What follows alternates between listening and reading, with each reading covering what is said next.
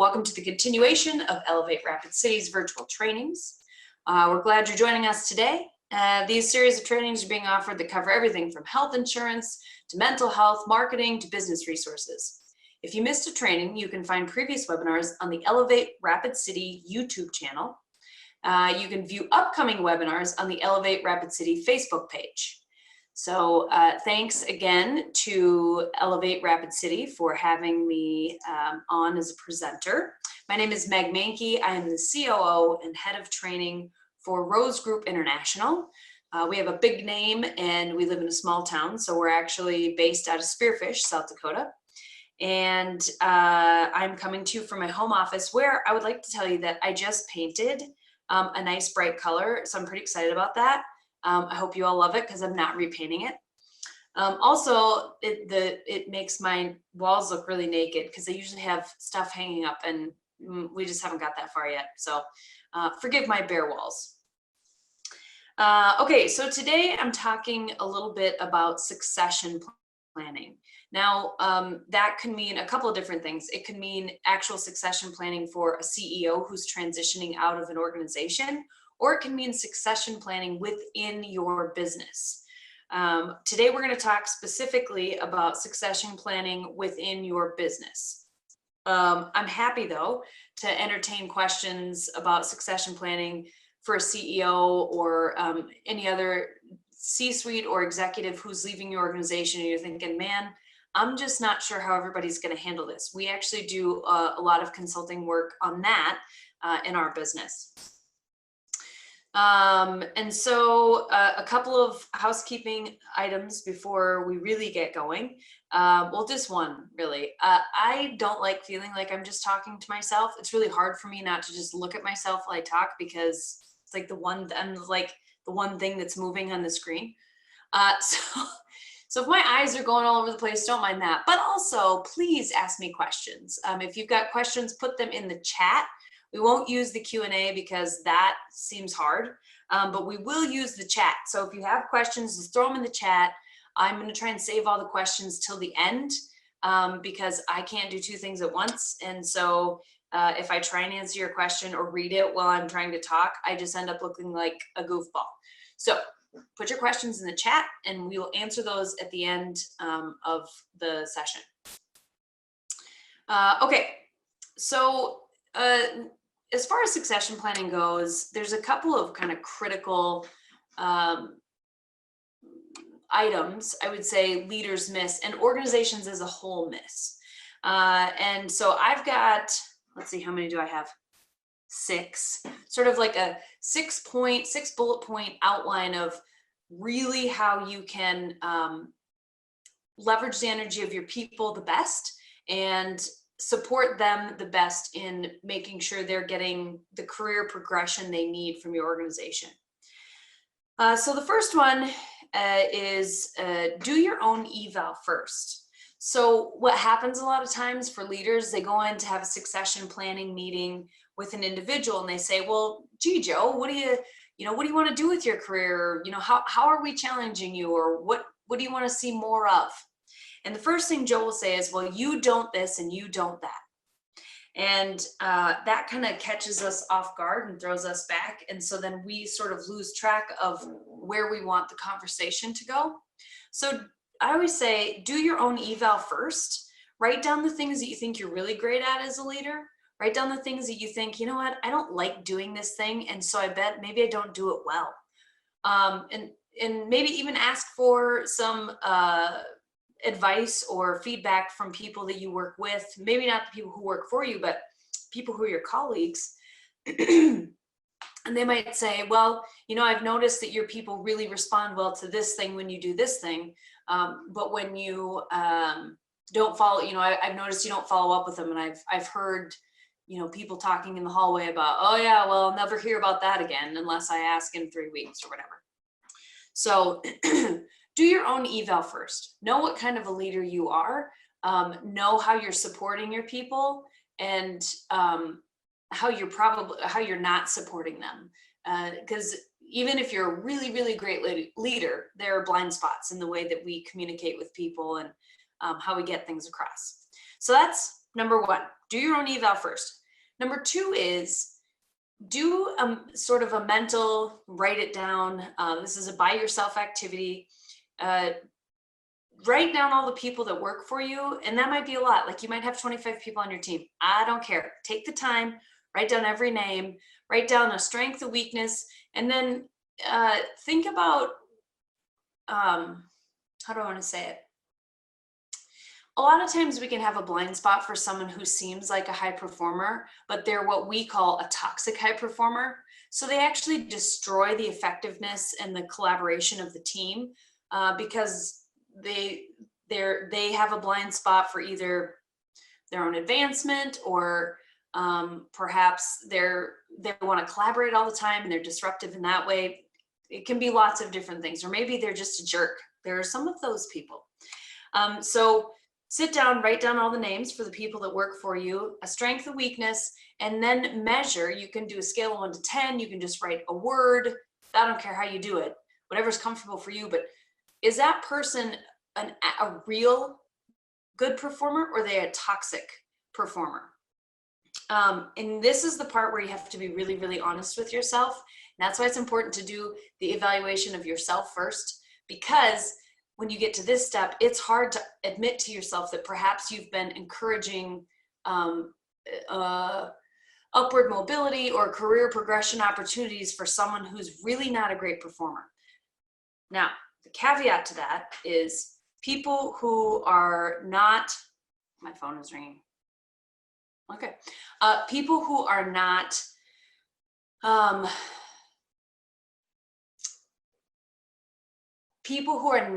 team driven, that doesn't make them a toxic performer, right? So remember, if you haven't listened to Rachel Headley, my business partner, if you haven't listened to her webinar from last week or my webinar from last week, you should go back and listen to them. They're on the Elevate Rapid City YouTube channel.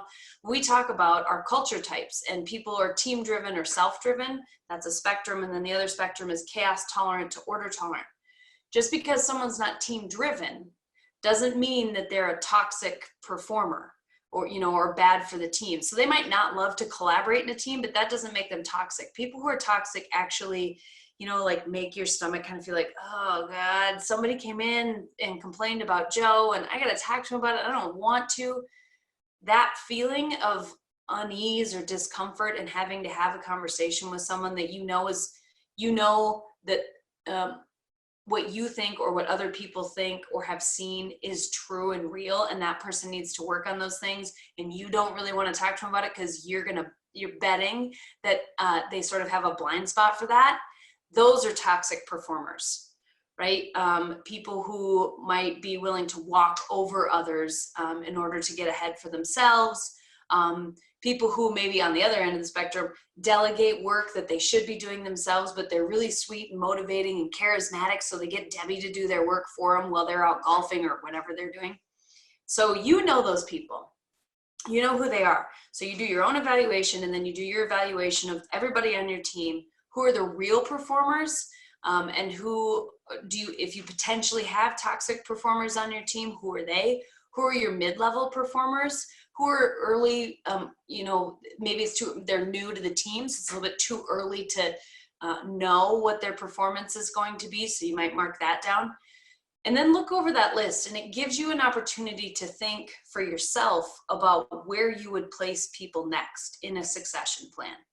You have to be able to kind of have a vision board of where people would go.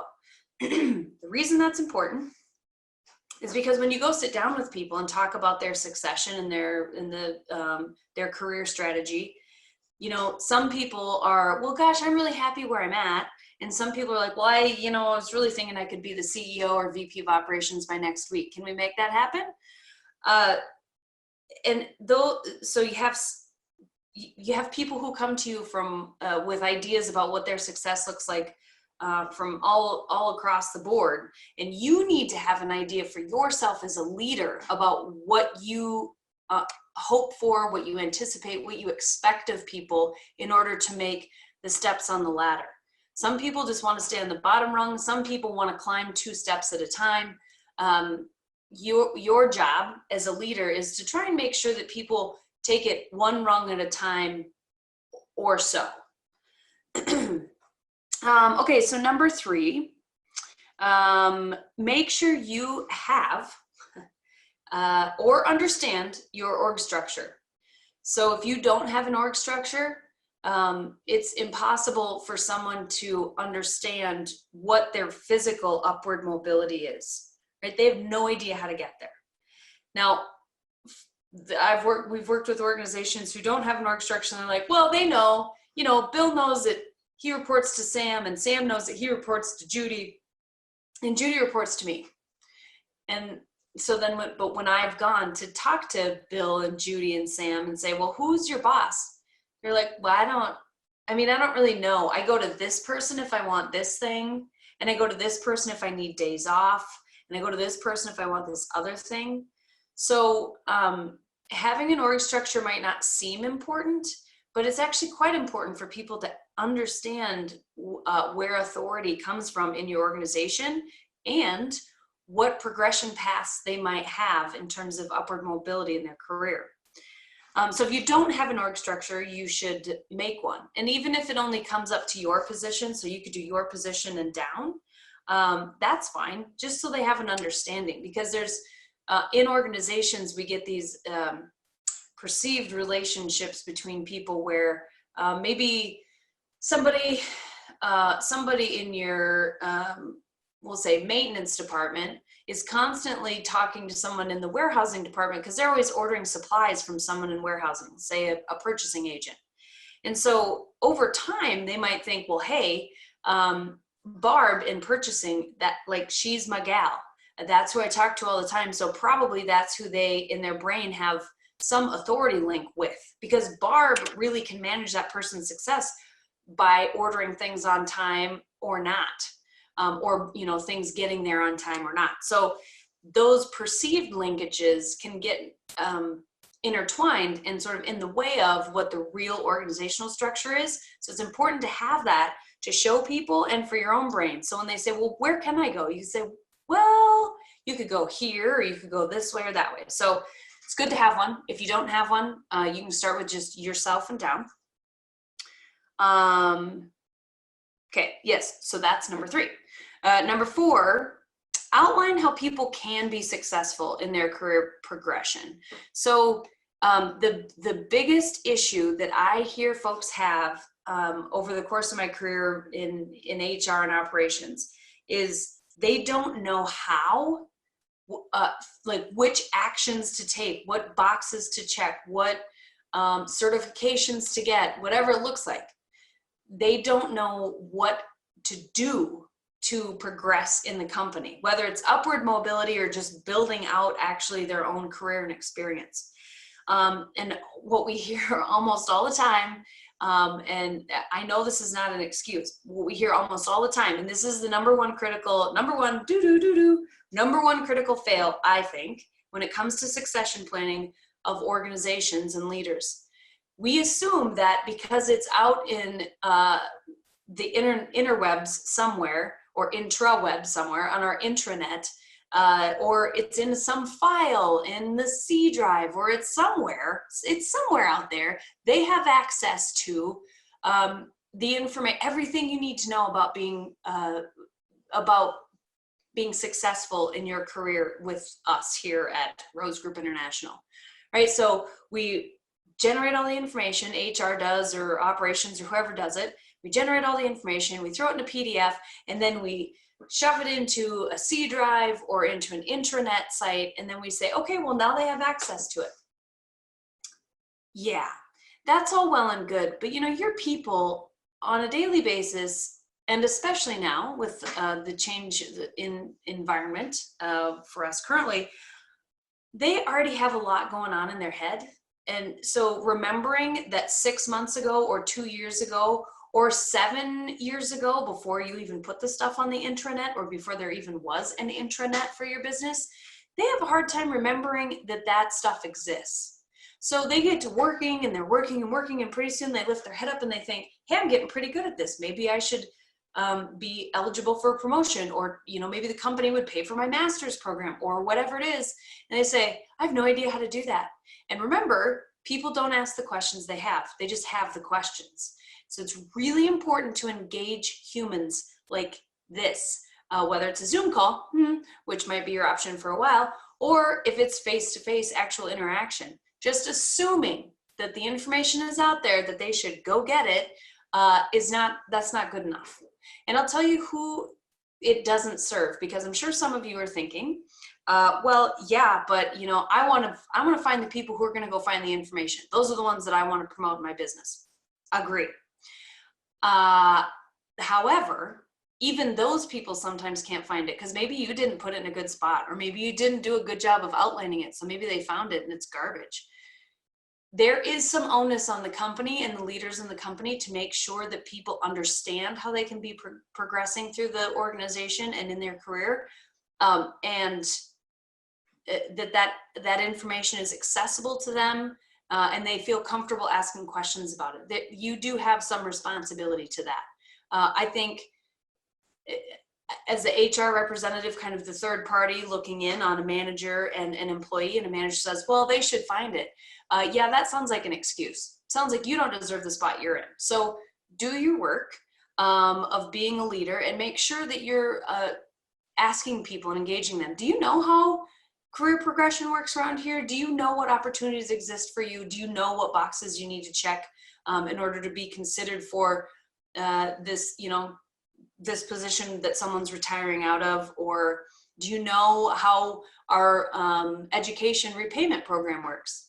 They don't. I guarantee you, they don't know it. They'll give you kind of a deer in the headlights, and then they'll go, I kind of know. I think it's somewhere on our, and then you can set up some time to have a conversation with them about it, and they would very much appreciate that. A couple of tactical things. If you have hourly employees, sometimes it's good to create, I'm not a fan of point systems, but sometimes for hourly employees, if they're going to go from, I'll use my mining days. So if they were going to go from being an oiler into a position of maintenance and oiling, and then into a position of maintenance supervision, they need to know, like, literally what things they have to be proficient at to move on. Like, I know how to change the oil in a D9 cat. I know how to I know how to do all the preventative maintenance required for this loader or whatever it is. So we can't assume. There's so many little boxes for folks to check who are in task-oriented roles, that we can't assume that they know what they're supposed to do, or that, well, gosh, Jason's been here for 25 years. He'll just tell them. No, don't make assumptions. So what I've done in the past that's really helpful is make a point system. So it's literally like a checklist, and every item on the checklist has points associated with it. So when they get to a point where they're going to do test for those things in terms of their own proficiency, someone who's verified, blessed to do the watching them do the activity and be tested, will say, okay, yes, you did that with 3 out of 5 proficiency. That's not good enough. You'll have to get better at it. So they know what they need to work on so that they can get better and continue to progress in their position. For professional or salaried staff, it's really, it could be some of those things, because maybe some of their stuff is tactical, but if it's not those things, also include for them a list of things they need to do. It's maybe not in a point system, but it's a list of objectives. And it can be both professional. I encourage it to be both professional and personal. So it can be something like, maybe you need to get your Series 7. Maybe you're working in a finance department for some big company, and you have to, let's say you're working for a financial advisor and you got to get your Series 7. Then put that down. So they know, like, at this point, if you want to get to this next pay level, you have to complete these things. So those kinds of things. Also, personal things. Yeah, some folks have never, especially if they're new in their career, they maybe have never volunteered, and so that's kind of unfamiliar territory for them. So having a list of maybe organizations, nonprofit organizations and charitable organizations that your company supports, they could probably pick most anything they wanted, but having a list of 5 or 10, you know, maybe it's United Way, maybe it's a local food pantry, maybe it's a local humane society, whatever it is, put those on a list and give them to them and say, hey, in case you're interested in doing volunteer work, we support that in whatever ways your organization supports it. And here's some of the places that our employees that we support financially and our employees have supported through volunteer work and donating their time in the past. So give them the resources they need to be successful. That definitely is part of your role in succession planning.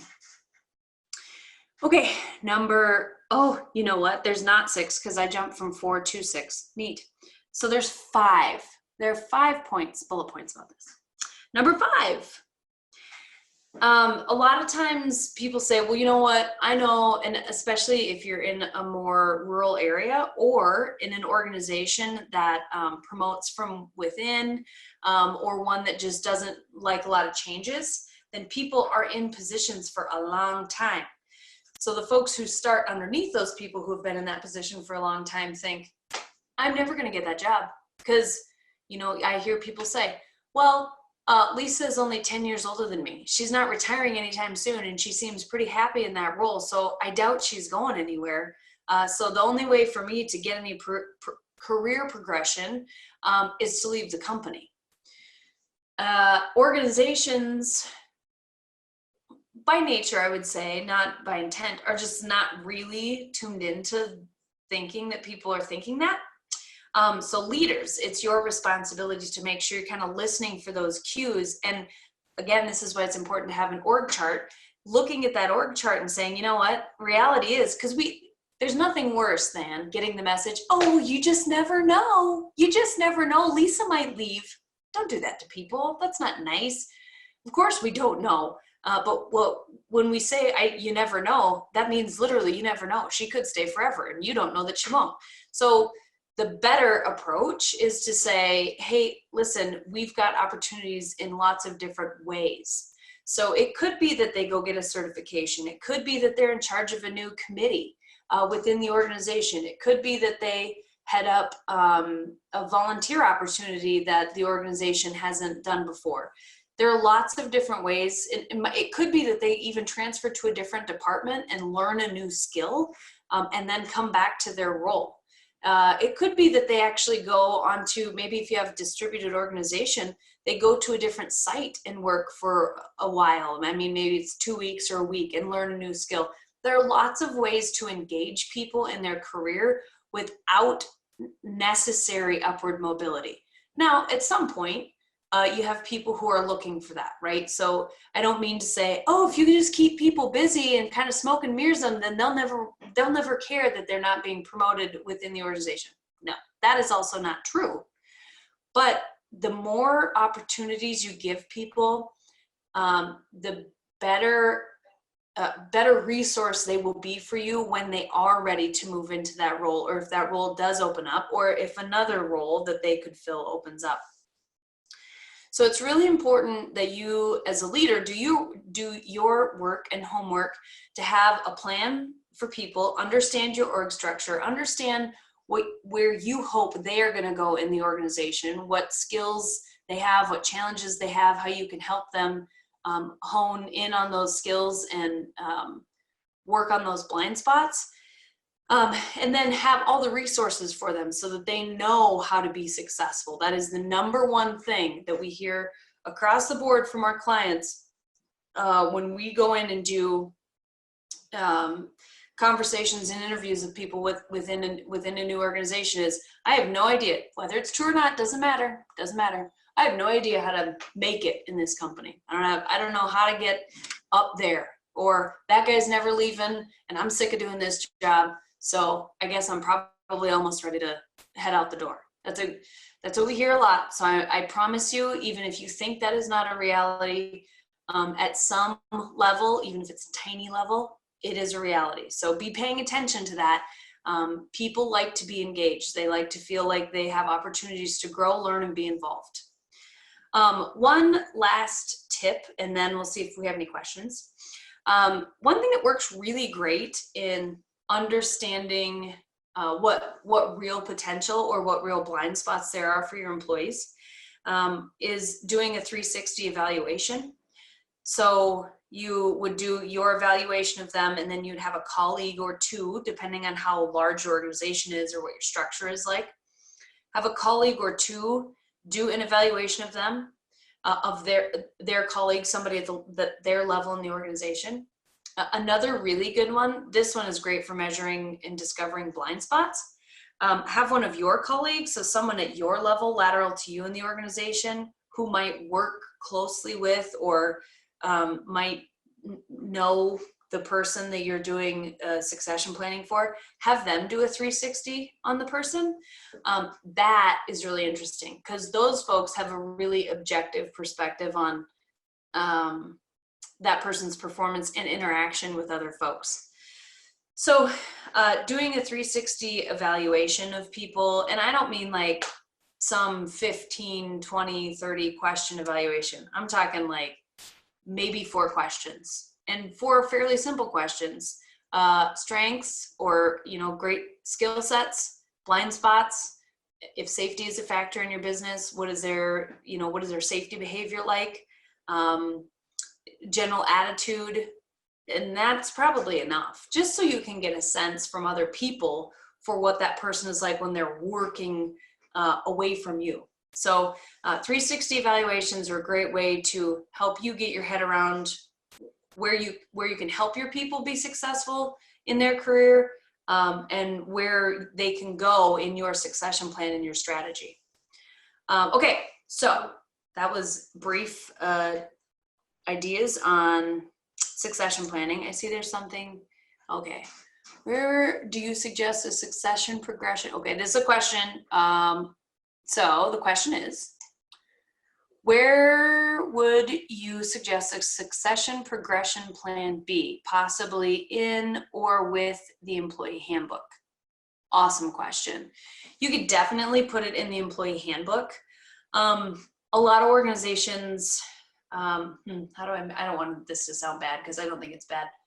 A lot of organizations don't just put the black and white, hey, here's exactly how you get there, for everyone to see from the get-go, because you might have some employees who are like, oh, well, you said if I did these things in 6 months, I would be at this position. And they might not be a great performer. They might not be great at working with their team and collaborating, or whatever the issue might be. So you could put the org structure in the employee handbook so that they understand who reports to whom within the organization, and what that gives them a sense of what the upward mobility path would be from the position that they start in. I don't know that I'd recommend, if you had a whole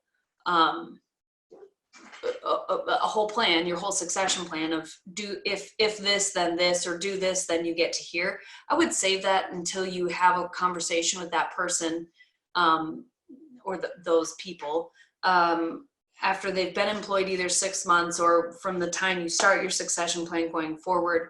I would say, and the reason I say that is, it's kind of a bespoke experience for every person, right? Like I could be doing a job that this person right next to me is doing, and maybe they're doing really great in terms of performance and working well with the team and all the things. And I might not be, but I might think that I am. And so my opportunities for development in terms of what the succession strategy looks like will be different than this person's. So you're going to go have a conversation with every person about their succession plan and the strategy you kind of have for them, also known as employee reviews or evaluations or whatever you want to call them.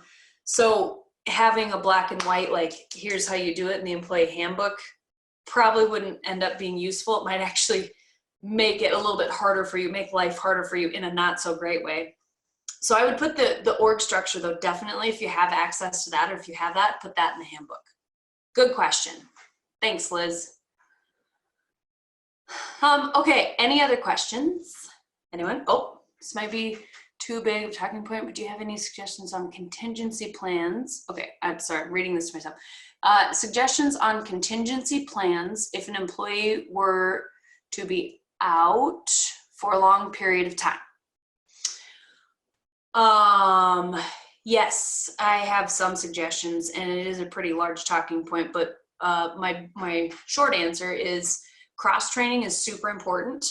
If you have the challenge with cross training is that every person, we all run as leanly as possible. So every person is doing the job that they're supposed to be doing when they're supposed to be doing it. So it's hard to pull them out of that job and plug them into another job. As much as possible, cross training is the absolute best way to have. It's your best opportunity at having a foundation for a foolproof contingency plan if somebody's out for an extended period of time. Some roles are specialized, and so that's not an option. So let's say you have a civil engineer who works specifically on certain projects. And let's say they're a PE for certain kinds of signing off on certain kind of projects. So they're the only person in your organization who can literally do that work. Then that's a different kind of challenge. Then that contingency plan might include having an outside or third party resource who can review the work and sign off on things. So there are those situations where cross training isn't possible. But if you have a workforce where cross training can happen, or parts of your workforce where cross training can happen, that's a great place to start for having a contingency plan. And then really what it comes down to is planning and scheduling of work, people doing the work where the person is going to be gone. And also knowing who can do the work, who can work on that team, who has a skill set, who has been working on their blind spots. So having that succession plan in place and really knowing, that's been the best resource to me anyways. If somebody, Billy was skiing this weekend and shattered his leg in 3 places and he's going to be out for the foreseeable future, who should we put in that spot? If I had a good succession plan and I knew we did cross training wherever we could, I could just say, oh, I know Betty's going to be the person to put in that spot for now. So having a really great idea of what capabilities your people have, and also cross training, that's the best. That's not an ABC plan, but that is the best foundational plan for contingency if people are going to be gone for an extended period of time. Another good question, Liz, you get like 5 stars today. Good job. Okay, any other questions? Anybody? We just watched Ferris Bueller the other night. Haven't seen that forever. It was really good. Super helpful. Okay, cool. My outro is thank you for tuning in to today's training. Don't forget to check Elevate Rapid City's Facebook page for upcoming webinars. And also if you've missed something and you want to watch it, or if you watched it and you want to watch it again, go to Elevate Rapid City's YouTube channel. Stay healthy and safe.